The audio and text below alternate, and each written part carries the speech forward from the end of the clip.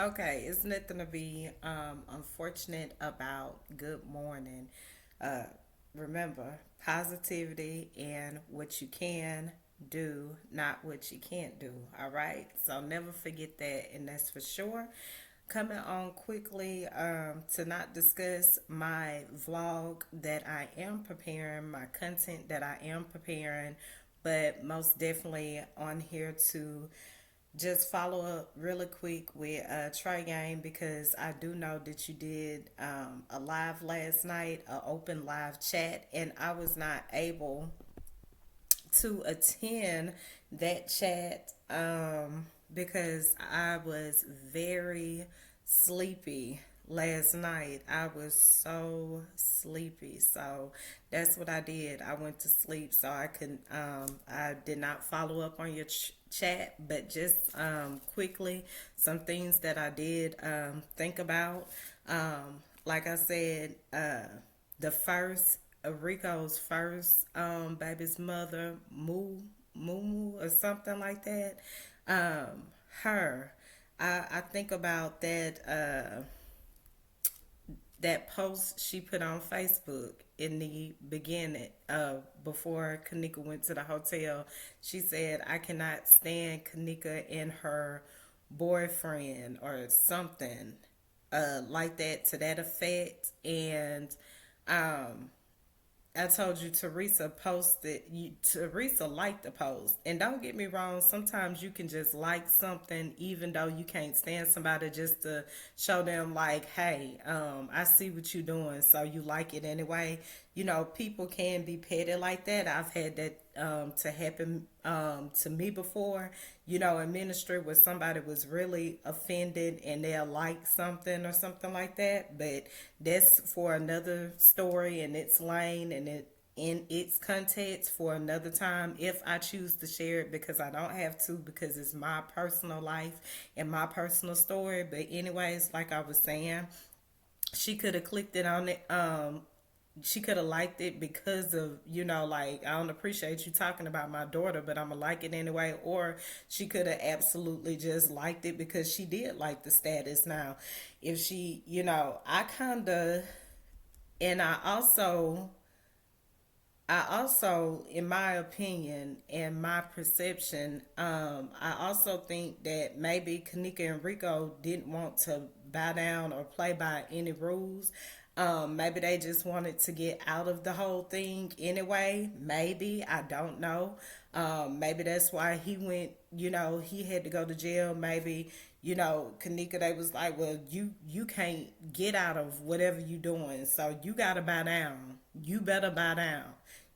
Maybe, they had, that type of, hold on her, and she wasn't going, because there was plenty of Facebook posts where Kanika would post, and she would say, I make my own money, I'm independent, and things like that. She made several of those posts, so with that being said, I do kind of feel like they was putting the pressure on her, like, no, you can't get out, we need you for this, whatever she was doing before she decided to get out of that. And we, young people, or whatever, even older people, okay, you make a mistake, that's fine, you're not perfect, but once you make a mistake, you realize that's not what to do, you go a different direction. um Depending on if, whatever you're doing is, is not bothering anybody or whatever, you know um you're not trying to oppress anybody, with whatever you're doing.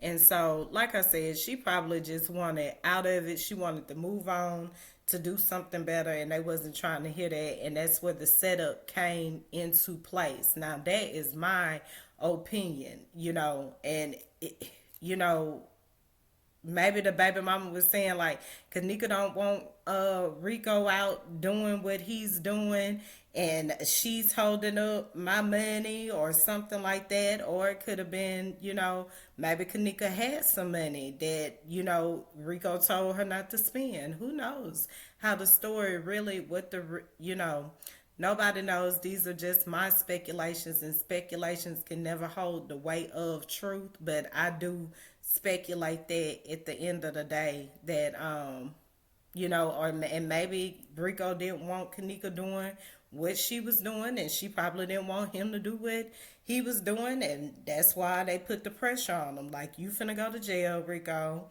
That's why Zach was bailing him out, and Kanika went to her brother. Like, I need your, she probably let him know everything that was going on. So the only thing is, Kenny couldn't help her because Kenny was locked up. Maybe that's how that situation went. Maybe she put the pieces together like, oh, I see how this setup at the store put me at this crime scene, like it's my fault. But it really wasn't my fault. And she probably went to go tell her brother that. Who knows how the story would have went. But I most definitely still stand on what I said. I most definitely believe that we know she was set up. I do still believe Irene was innocent because Irene, again, like I say, she had a black eye. The last filming that I did of this, I did not post, but I will most definitely be posting this one here. So just to reiterate what I said, I do believe that Irene was the one protecting Kanika. She probably thought they probably could have told her, we just about to get her straight. We just about to confront her, or maybe they didn't tell her that. Maybe they was just like, make sure you invite Kanika to the party. Make sure you invite Kanika to the party. And that's what she did. Maybe it could have been that. Maybe, I just don't feel like she really, set her up like that, at the end of the day. And then after everything went down, like, after, she was found in the freezer in the hotel, uh, Bree was the only one that went to Teresa's house. After that, I think they had her birthday party or something like that. And yeah, something like that, or it was celebrating Teresa's birthday. I can't remember, but I know it wasn't too long after Kanika was found and Burberry was at Teresa's house. So I don't know what Monifa's beef was with Teresa, but I noticed, it was kind of some shots, back and forth that was made on her end, but I don't know. Again, like I say, I just really do know that I really do believe that Irene was innocent, and I'm going to stop talking about that. And like I say, I'm still going to pray that she really do get pure justice, whether her family betrayed her. We know her friends that was supposed to be her friends most definitely betrayed her, and it was most definitely the closest ones that was close to her, without a doubt. I know that. Again, like I said, her and Irene wasn't even too much hanging like that, but it was still, that's, I feel like it was the type of friendship where we don't have to talk every day, or maybe we'll skip some years of talking, but every time we link up, it's gonna be like the same, the same bond like that. You have friendships like that too, so who knows? At the end of the day, I just don't believe that she did. And if I'm ever wrong about this, like I said, I'm always willing to say where I was wrong, most definitely. And so, moving on, what else? I am going to include in my next vlog, I'm going to include because a lot of people have, there's been a lot of people that has had an issue with President Biden acknowledging, uh, what was it? What was it?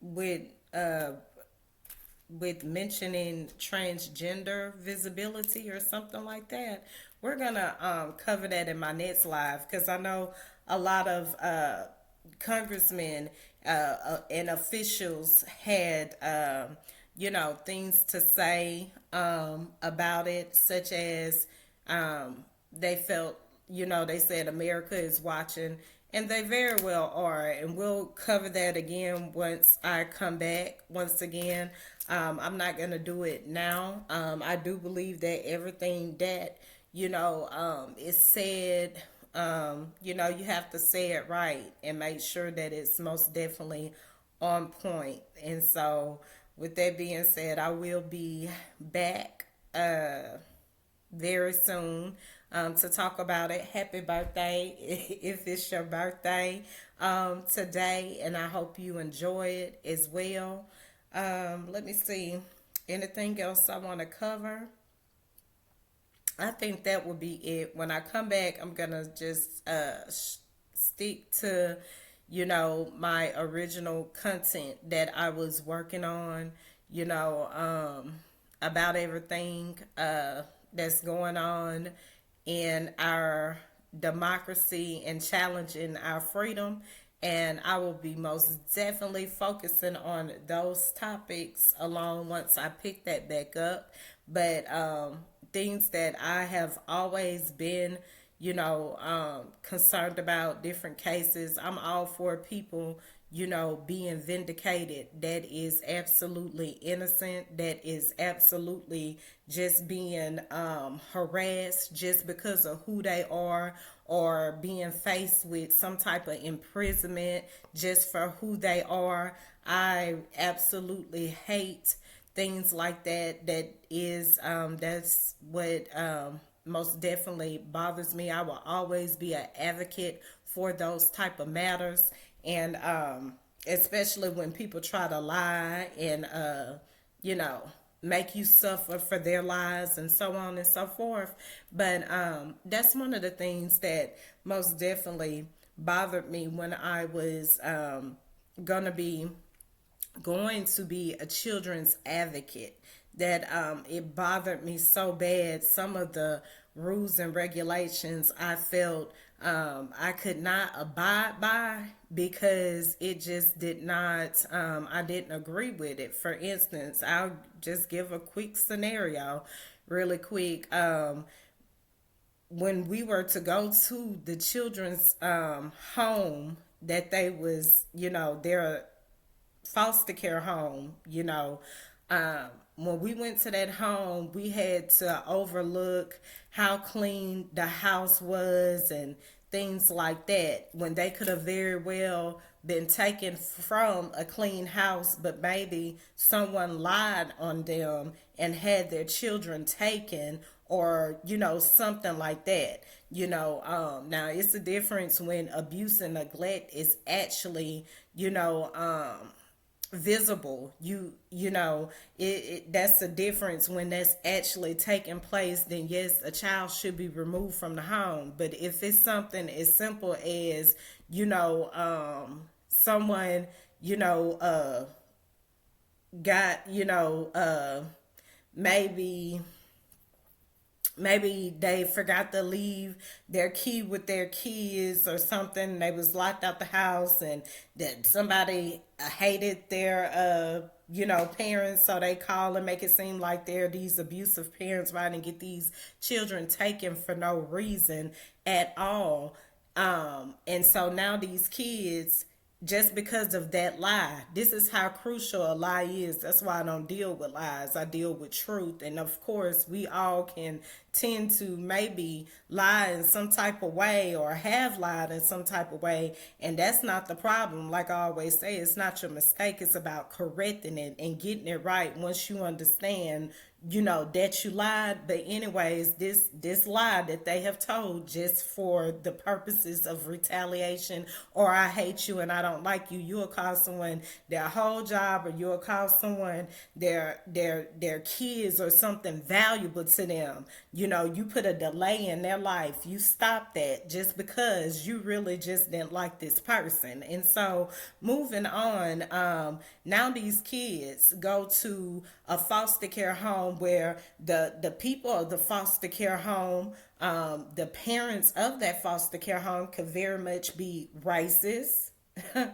They could very much be, child predators themselves. They can be, child molesters themselves. And now, you got these kids stuck in this type of environment.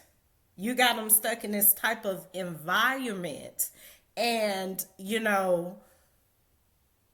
just because of a lie. Now these true parents have to get their kids from this almost like a consecration camp.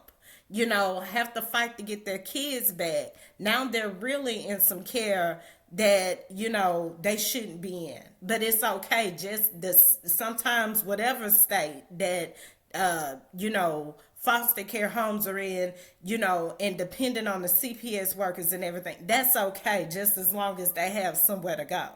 I'm not good. See, that's why I couldn't be an advocate. And it's not this, say that, that's just some of the stipulations on, how things would have to work, because everything would be this long process to getting these kids out of hell back into their peace where their home was. But they, and they're over here just because of a lie. So that's why you have to most definitely stick with truth and avoid any type of delays and things like that, because it does, cost people in more than one area of life, and yeah, that's why I say, most definitely everyone needs to be held accountable in authority over these type of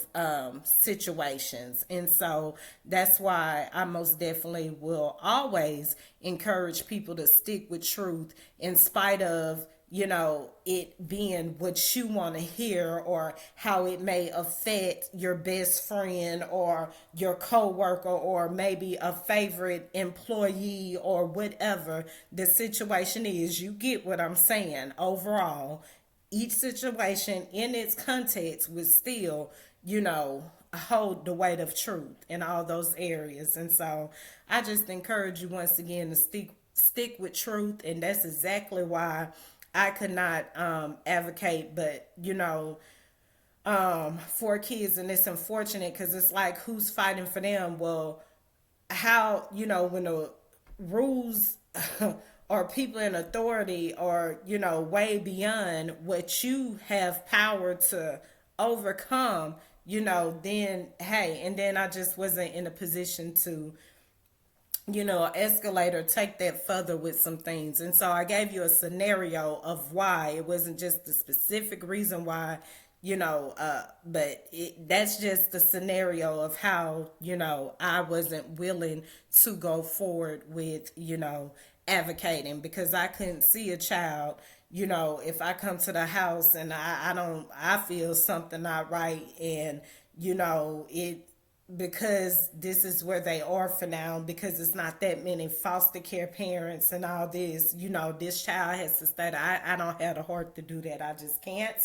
And so with that being said, moving forward, stick to truth. And of course, in whatever way you can, make a change, even if it's just encouraging people to be the truth. Okay, point of sale. I don't know. I just got a feeling somebody from the Dissy or the Bissy Bell regime had something to say about my point of sale, but my point of sale will always be the truth. Never forget it. I encourage you all, like I always have, from 4 years ago, 5 years ago, to always, be encouraged to keep creating and, most definitely, making lives better. Yeah. So, all right. Enjoy your day. Remember always to believe and always pray, and know that, things, we hope to see better and do better if you're not. Okay? All right. Until next time. Later.